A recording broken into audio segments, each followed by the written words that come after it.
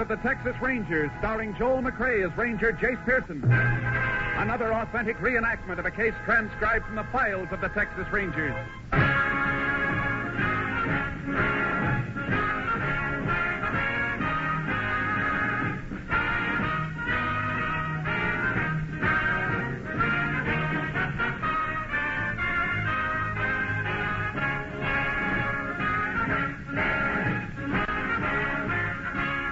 Names, dates, and places in the following story are fictitious for obvious reasons.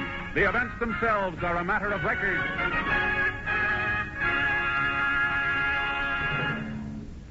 Before we bring you today's Tales of the Texas Rangers, let's turn on our microphones down the hall in Studio A here at NBC's Hollywood Radio City, where rehearsal for the Phil Harris Alice Faye show is in progress.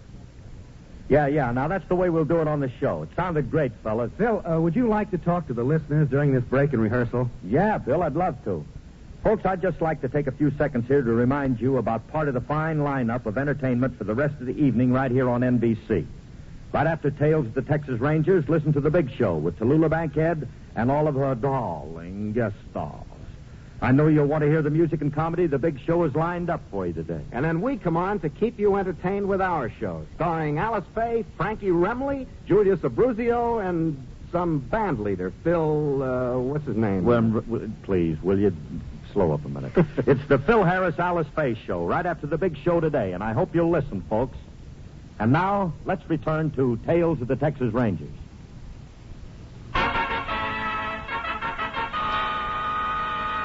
And now, from the files of the Texas Rangers, the case called Bright Boy.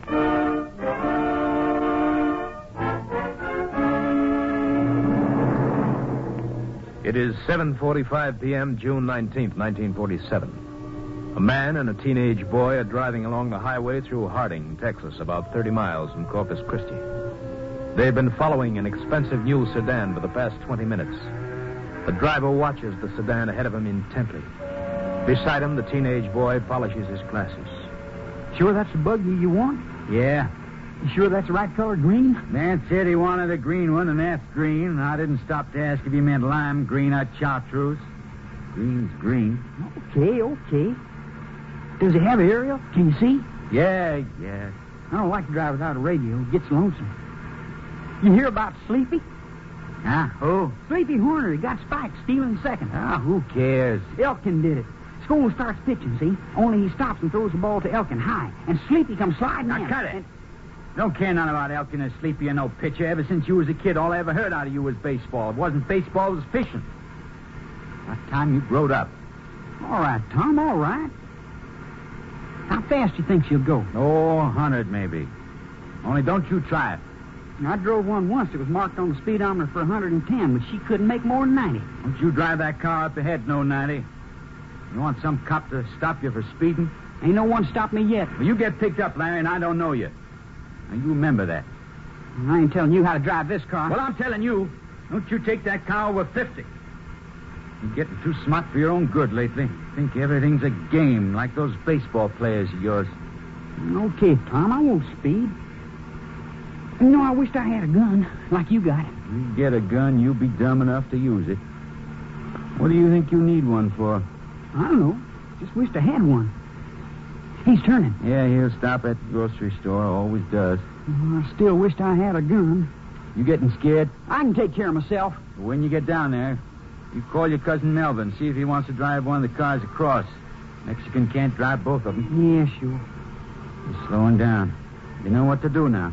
Sure. I got the jumper wires already. Connected, just like you seen me do the other times, on the coil. Try to open that hood quiet like. I know how to do it. You better. I'm sort of worried you going alone for the first time. I'm telling you, I'll be all right. When'll I see you, Tom? As soon as I swipe that other car. Probably day after tomorrow. I'll call you and say where you're to meet me. I'll drop you off just past the store. Now wait till he gets inside. Okay, Larry. Okay, so long.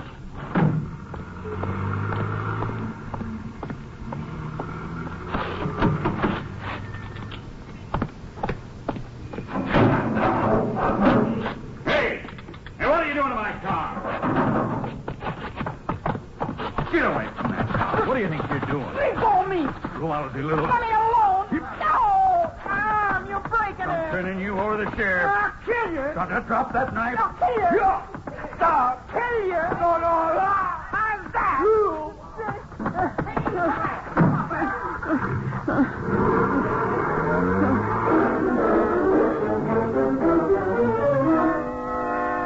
Captain Mavis of the Highway Patrol was summoned immediately, and he in turn requested the help of the Texas Ranger. Ranger Jace Pearson was assigned, and at 10:30 p.m. met the captain in the hospital where the victim was being given emergency treatment. Howdy, Levi. Howdy, Jace. Glad you made it so fast. He's in there. How is he? Pretty bad? The boys tell me his arms and chest are all cut up, but he could be a lot worse. Expect he'll be scarred up some, though. Let's see him. Yeah.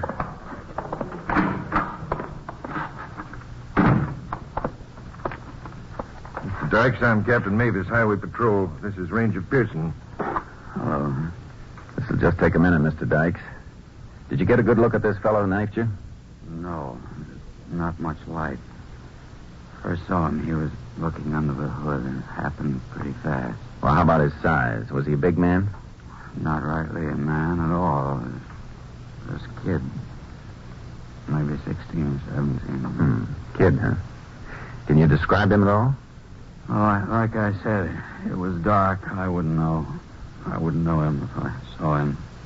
Except he had glasses and they got knocked off. I got him here, Jace. Picked him up on the street. Ordinary steel rim kind. Let's see. Huh. The lens is pretty thick. He must have bad eyes. One lens broken. Yeah. How'd he start the car, Mr. Dykes? You leave the motor running when you got out? Oh, I know better than that, Ranger. I turned it off and took the key. Still in my clothes, I guess. The kid must have used a coil jumper under the hood to short the ignition wires. Yeah, that's what we figured, Jace. Well, thanks, Mr. Dykes. We'll get a complete statement later. You better get some rest now. Come on, Levi. Take it easy, Mr. Dyke. He's lucky the knife didn't get into his face. Yeah. You said on the phone there's been a string of these car thefts. Yeah, it's the 5th. 5 expensive cars stolen in the last 6-7 weeks. Always done the same way, but nobody got hurt before this one. Somebody always does sooner or later. You recover any of them? Not one. I got a vague description of one of the thieves a couple of weeks back. A young punk wearing glasses. Might be the same kid. Doesn't sound like a kid taking a car for a joyride. They usually abandon it by morning. I know. Looks like somebody's building up a real sweet racket for himself. He's able to get rid of them so fast that you can't find them. The kid's probably not playing a lone hand. Yeah, that's the way I figured. After I talked to the sheriff tonight, I contacted Austin. It was headquarters' idea we work together. Let's get back to your office and call Austin. That pair of glasses looks like our lead.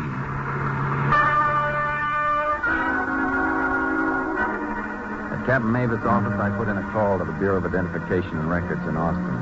I asked them for all pictures of teenage boys wearing glasses who might be possible subjects for investigation in this case. The pictures came down on the morning plane. Captain Mavis and I started calling on optometrists in Corpus Christi as there were none in Harding. It was almost noon when we found an optometrist who recognized one of the pictures. From his records, he definitely identified the glasses as a pair he'd made.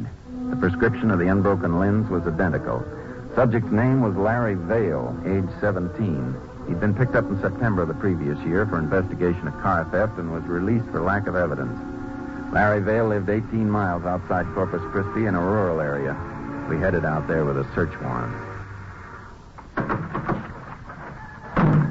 Doesn't look like much of a place, just a shack.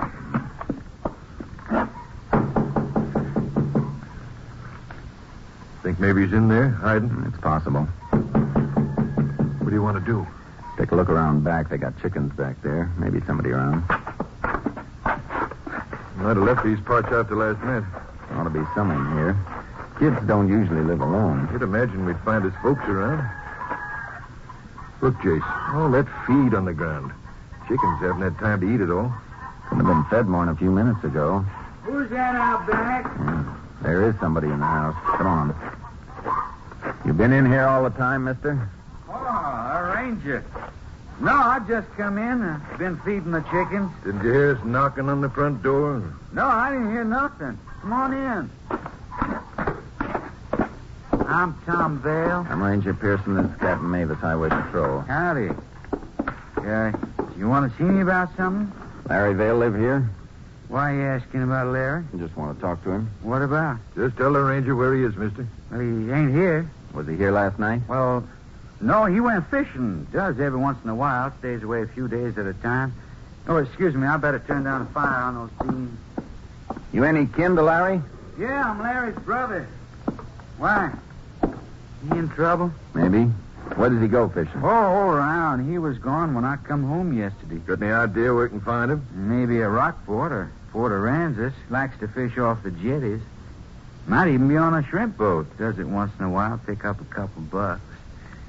How about a can of beer? No, thanks. Me either. About your brother. Doesn't he have a steady job? Larry? No. He used to work in a packing plant, ice and vegetables. Didn't like it, though. Rather go fishing. Think spending money selling his catch. Still like to know what you want him for. We think your brother stole a car last night. Knifed a man pretty bad. Where? Port Aransas? Harding. Oh, it must be some mistake. Larry wouldn't do nothing like that. Besides, I know he went fishing. We want to have a talk with him about it anyhow. Okay, but I know you got the wrong guy. Larry's a good kid. He wouldn't cut anybody. He was investigated for car theft last year, wasn't he? Well, yeah. They said he took a car. He was just a bunch of kids. You know how it is. But they couldn't hold him because he wasn't guilty. You can't hold that against him. Mind if we take a look through the house? No, why should I? Thanks. Where's your brother's room? That one right there. Okay to go in? Help yourself. I still say you're making a big mistake. I'd say he likes baseball from all those pictures on the walls. Yeah, he's nuts about it. That's all he talks about, that and fishing. Want some coffee? Not for me. No, thanks. Well, if you don't mind, I got to get that pot off the stove before it boils over. Sure. Go ahead. I'll be right back. What do you think, Jace? Well, we know Larry didn't go fishing. I'll look through these drawers. How about checking that closet, Levi? Okay. Awful lot of junk in here. Same as everything, just like my boy. Levi, where's Howard Memorial Ballpark? Not around here. Why? Find something? Maybe 4 baseball tickets. Let's go there often. With the spread and the numbers on them, I'd say they were bought over quite a period of time. Think it means something? Could. I'm going to jot down these ticket numbers. Kid's sure crazy about baseball. That brother's coming back. Yeah, I'm finished. Well, you find any knives or any hatchets or anything? No, we didn't find anything like that. Well, look all you like. I think we've seen enough. Well, come back any time. You're always welcome. Thanks. We may take you up on that.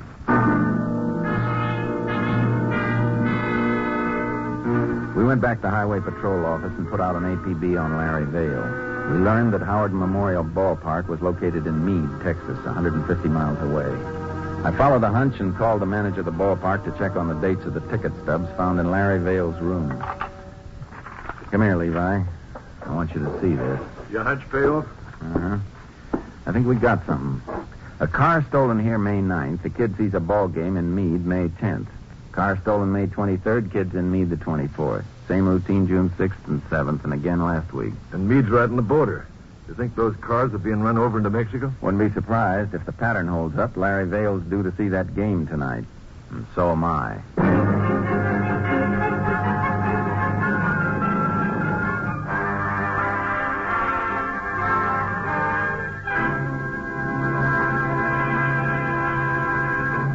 In just a moment, we will continue with Tales of the Texas Rangers, starring Joel McCrea as Ranger Jace Pearson.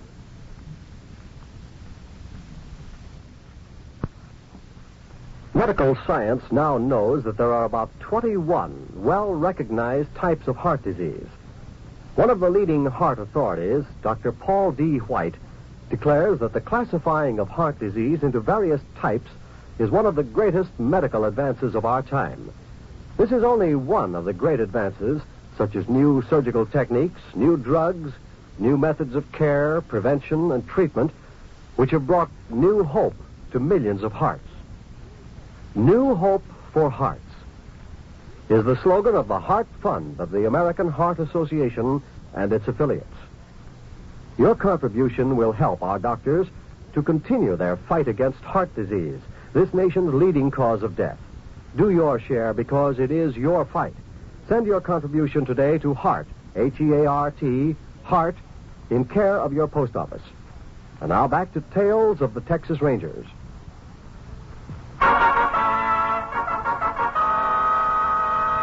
We continue now with Tales of the Texas Rangers and our authentic story, Bright Boy.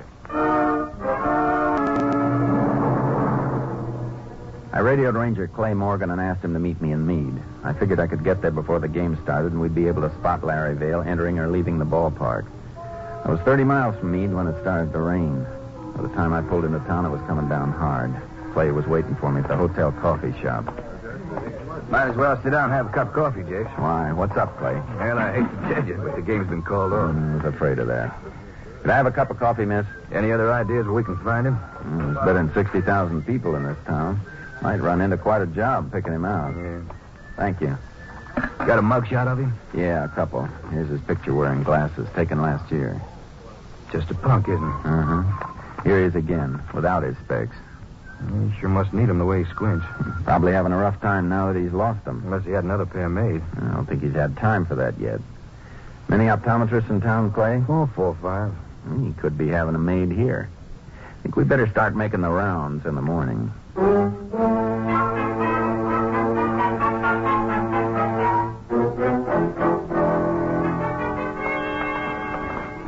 Yeah, how about it, Jace? Reckon we might have been wrong? Still got a chance. There's another optometrist up ahead. If he's not getting his glasses in this town, we'll have a time finding him.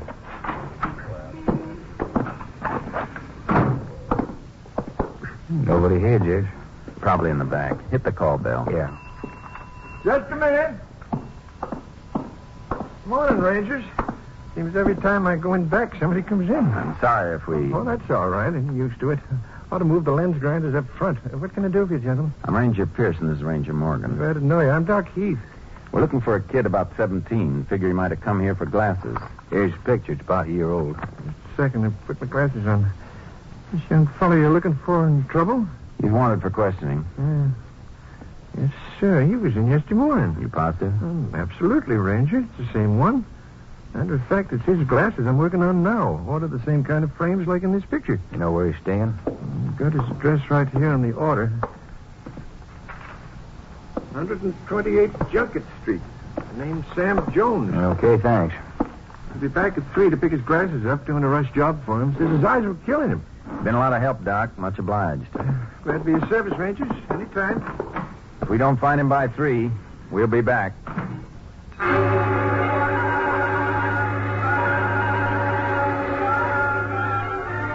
Ranger Morgan and I went to the address given us by the optometrist. Larry Vale, alias Sam Jones, wasn't there. It was an empty field. Thought for a minute that shack was it. No, he just pulled that address out of his hat. Happened to be this field. Yeah, well, we'll have to pick him up at the optometrist. Go on, get in, Jace. Maybe we shouldn't pick him up, Clay. What do you mean? I got an idea. Suppose you tail him and let him know he's being followed. What's your plan? I'm going to try and get friendly with him. Look at it this way. Larry Vale's just a kid, 17 years old. He steals cars. 4 of them we're pretty sure of. He brings them to the Mexican border each time. He can't be in this alone. We got to find out who's with him. You think you can get into the kid's confidence? I'm going to try. You better watch him, Jace. He knows how to handle a knife. Yeah. A man in the hospital told me.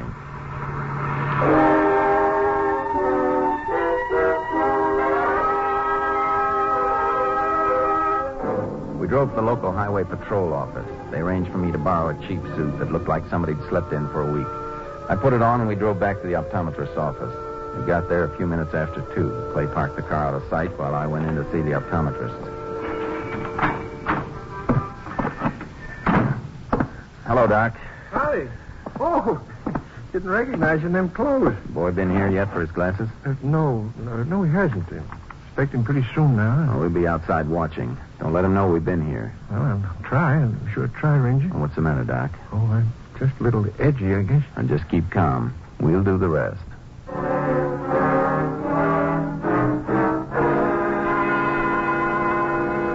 After Clay parked the car, he walked down to the bus stop at the corner and stood against a wall reading a newspaper. I picked a little hash house directly across the street from the optometrist and sat by the window. We waited. By 3 o'clock, I was on my 3rd cup of coffee. Larry Vale showed up 10 minutes later and went into the optometrist's shop. 15 minutes after that, he came out wearing his new glasses. He walked east. Clay followed close behind him while I kept pace with him across the street. The next corner, I crossed over and fell in step beside Larry Vale. You want to spend the best $5 you ever spent in your life, bud? Huh? What do you mean? Shake that ranger that's tailing you. What? It's been on your tail the last half hour like a flea on a hound dog. Where? Back a ways. Don't look around. Oh, you're crazy. Why'd a ranger tail me? If he's got no reason, why don't you tell him to stop following you? Well, you're not kidding me, are you? Stop by this window. You'll see his reflection. I don't see him. There he is, back by the building. If anybody knows a tale I do, I had to learn it the hard way. Did you see him? Yeah. How'd I know he's following me? Maybe he's after you. Yeah, they don't follow me long. I watch my back trail too close. He's been following you, and I've been following him. I'll tell you what. I'll show you how to shake him and include that in the price of the $5. Come on, let's walk. Not so fast. Take it easy. You ain't a cop, are you? Yeah, that's a good one. I should walk along helping you duck a guy with a badge if I was a cop. Use your head, kid. Yeah, that's right. Just doing you a favor, because I can use the $5. Here, around this corner. He's still coming. I don't like this. Of course not. I wouldn't either if I was you. I'm getting out of here. There'll be a chump. You'll be caught before you get a block. This way, in this 10-cent store. Why'd you want to come in here? Just take it easy. Mosey along towards the back. There he is. Came in behind us. There's always an alley behind these 10-cent stores where the trucks unload. There should be a back door here somewhere. Come on. Yeah. Hey, you wait! All right, let's move. There's a cab stand in the corner. Okay. Cab's sitting there. Hey, is he coming? Don't bother looking. Just keep going. Go on. Get in. All right. We're in a hurry, driver. Go straight ahead and step on it. Just keep going till I tell you to turn. You see, boy? There's nothing to it.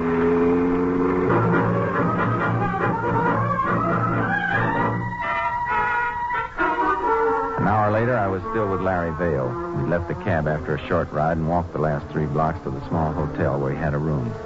He insisted on buying some peanuts on the way. I told him my name was Steve Jarvis and let him do most of the talking. Good peanuts, Steve. Want some more? No, it'll spoil my appetite. No. Boy, I want to tell you I'm the luckiest guy in the world, meeting up with you, and I did. How many times could something like this happen? It was good goobers. Wished I'd bought some more. You know, often you run into somebody your age already knows the score. Yeah, I guess that's right. You hop too, Steve? You don't think I'm bumming around because I like it, do you? Right now, I need a steak to get me on my feet. Oh, I owe you some money. Sure was worth a pin, what you did. No, I don't want your dough, kid. I need some real dough. Gotta find a good deal. Hey, Steve, I got an idea. Why don't you work with us? Yeah? Who's us? Me and the boss. We need another guy. We're going to ask my cousin. As long as we need somebody, might as well be you. No reason why I wouldn't go for that, is there? Maybe. Depends. What's the deal? Hot cars. Cars, huh? Yeah. We lift them mostly around Corpus. Drive them over here. He's bringing in another one today. What do you do with them? Drive them across the border? No, we don't. He's got a Mexican comes up from. But now we're bringing 2 cars each time. We need another driver to take him across. Well, what do you say, Steve? Maybe he won't like the idea of taking in a stranger. That's what you did for me. He'll go for it. Well, when can I meet your boss? Oh, any time now. Supposed to meet him at a cafe. Come on, let's head down there. Okay, kid. Hey, wait. How about that ranger? Yeah, don't worry about him. He's easy to shake.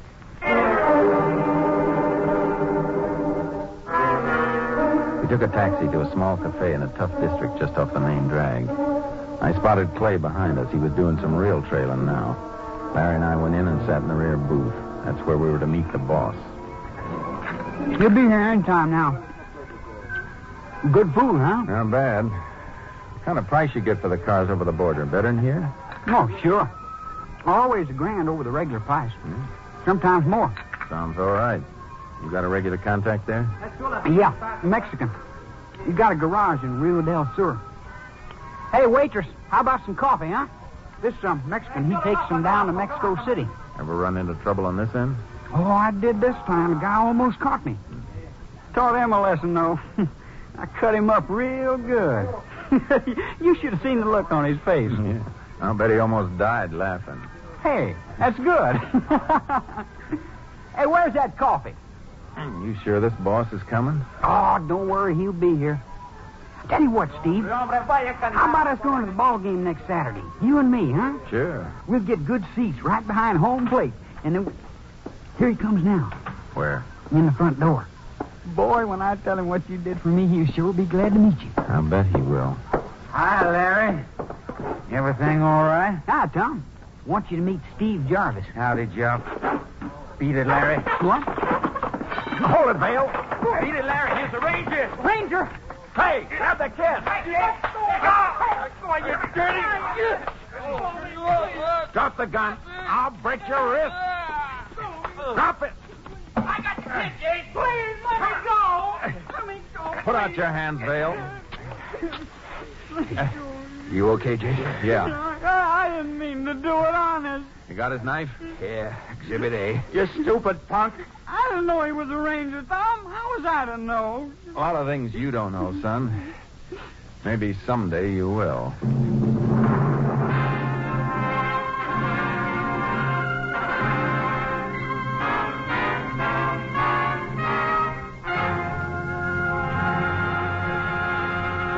In just a moment, we will tell you the results of the case you have just heard. Hello, friends. This is Jack Parr. I'll be with you later this evening with the $64 question, but right now I'd like to remind you about some of the other great shows this evening on the NBC Radio Network. In just a few minutes, you'll hear The Big Show with Tallulah Bankhead and a big array of guest stars. And, of course, Meredith Wilson will be on hand to direct The Big Show Orchestra and Chorus. You will hear 90 minutes of scintillating comedy and music today on The Big Show. And then, right after The Big Show, stick around for the Phil Harris Alice Faye Show with Frankie Remley, Julius Abruzio, Brother William, and the entire Harris household. It's a program that's sure to please you. Later today, Theater Guild on the Air will bring you stars from Hollywood and Broadway in an exciting Broadway play. And right after Theater Guild on the Air, I'll be back with a pocket full of money and the $64 question. I'll be talking to a lot of contestants tonight, and maybe you will hear one of your neighbors. So why not stay tuned right now to the NBC for a whole evening of great entertainment. I'll be looking for you in our radio audience tonight. And now, let's get back to the tales of the Texas Rangers.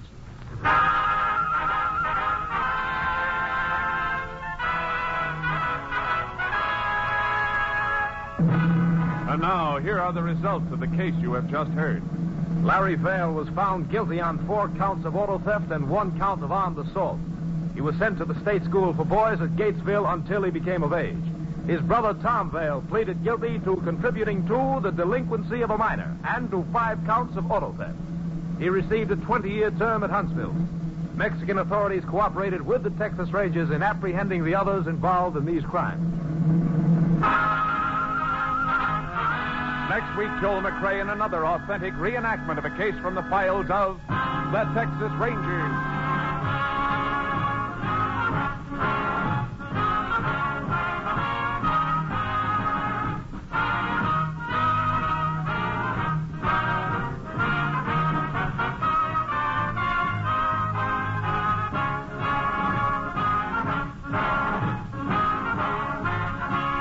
Joel McRae will soon be seen in San Francisco Story, a Warner Brothers release.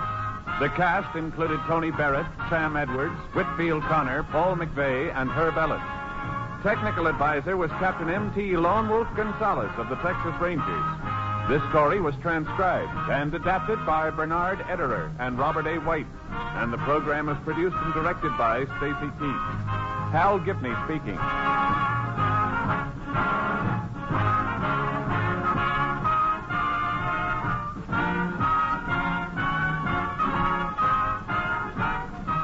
Next, The Big Show brings you drama, comedy, and music on NBC.